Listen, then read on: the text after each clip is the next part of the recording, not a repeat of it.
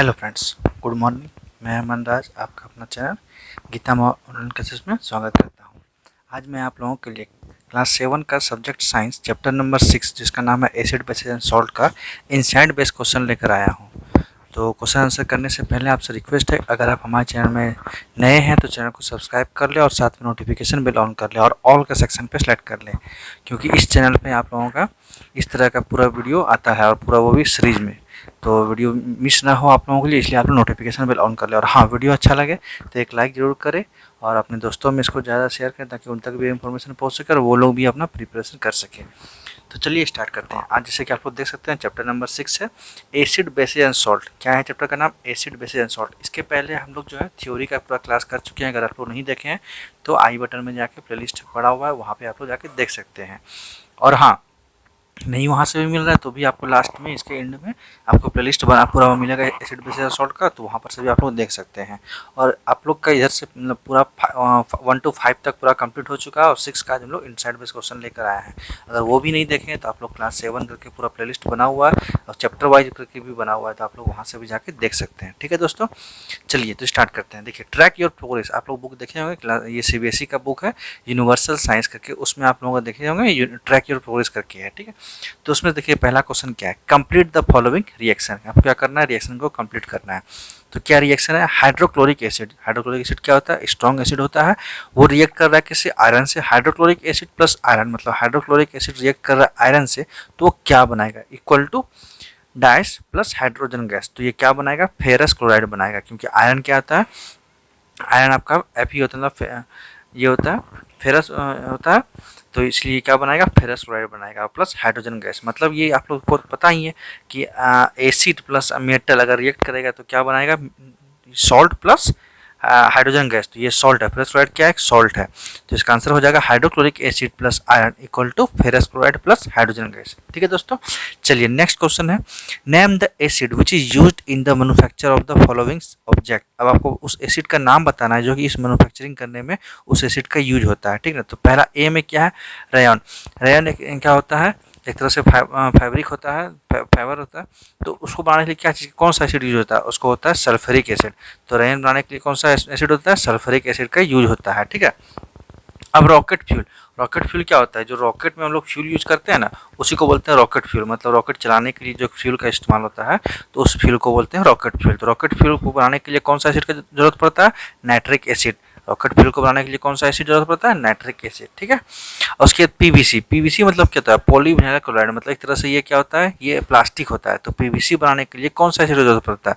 वो होता है हाइड्रोक्लोरिक एसिड। ठीक है ना, हाइड्रोक्लोरिक एसिड HCl। ठीक है, पीवीसी बनाने के लिए हाइड्रोक्लोरिक एसिड। चलिए एक बार फिर से देख लीजिए, रेयन बनाने के लिए कौन सा acid? Sulphuric acid. Rocket fuel के लिए कौन सा? Nitric acid. और पीवीसी के लिए हाइड्रोक्लोरिक एसिड। ठीक है, चलिए अब थर्ड में है फिल इन द ब्लैंक्स। तो फिल इन द ब्लैंक्स में क्या है? ए pH less than 7 indicates the solution is an dash. तो आपका जो pH है, अगर मान लीजिए आपको pH पता ही है, तो pH अगर मान लीजिए 7 से कम है तो उसको हम लोग क्या बोलते हैं? एसिड बोलते हैं। 7 है तो उसको सॉल्ट बोलते हैं, और 7 से ज़्यादा है उसको हम लोग क्या बोलते हैं? बेस बोलते हैं। तो यहाँ पे क्वेश्चन क्या है? ए pH लेस देन 7, मतलब 7 से कम है, तो वो क्या इंडिकेट द सॉल्यूशन। तो वो कौन सा क्या इंडिकेट करेगा? वो एसिड इंडिकेट करेगा। मतलब pH 7 से कम है तो उसको मतलब क्या है? वो एसिडिक बिहेव करेगा, तो वो एसिड हुआ। उसके बी में क्या है?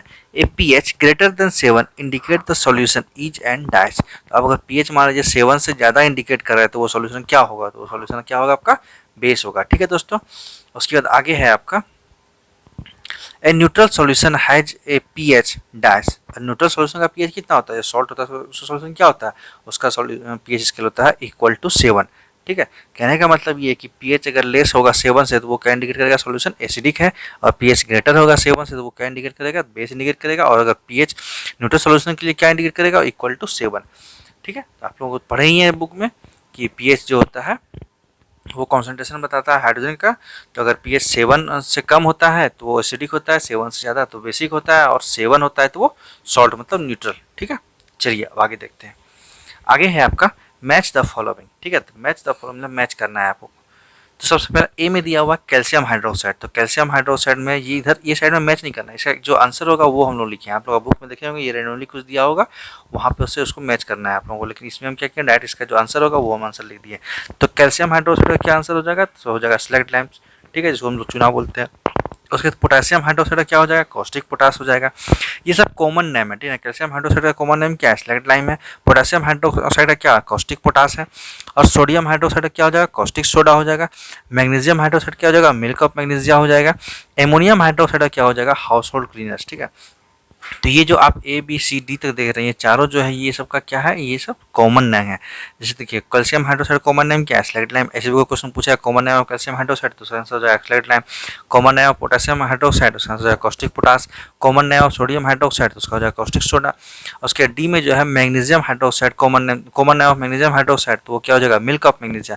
एक क्वेश्चन आप लोगों से हम पूछते हैं, हम बुक में पढ़ा चुके हैं, फिर भी आप लोगों से पूछ रहे हैं, ये एक क्या करते हैं, कॉमन एंटासिड कौन सा है, आप लोग बताइए, कमेंट करके बताइए। कॉमन एंटासिड जब स्टोमक में मतलब एसिडिटी होता है, एसिडिटी का फॉर्मेशन होता है, तो कौन सा हम लोग टैबलेट यूज करते हैं जो कॉमन एंटासिड है, वो उसका क्या नाम है। देखिए ई में क्या है, एमोनियम हाइड्रोक्साइड। एमोनियम हाइड्रोक्साइड क्या हो जाएगा, हाउस होल्ड क्लीनर।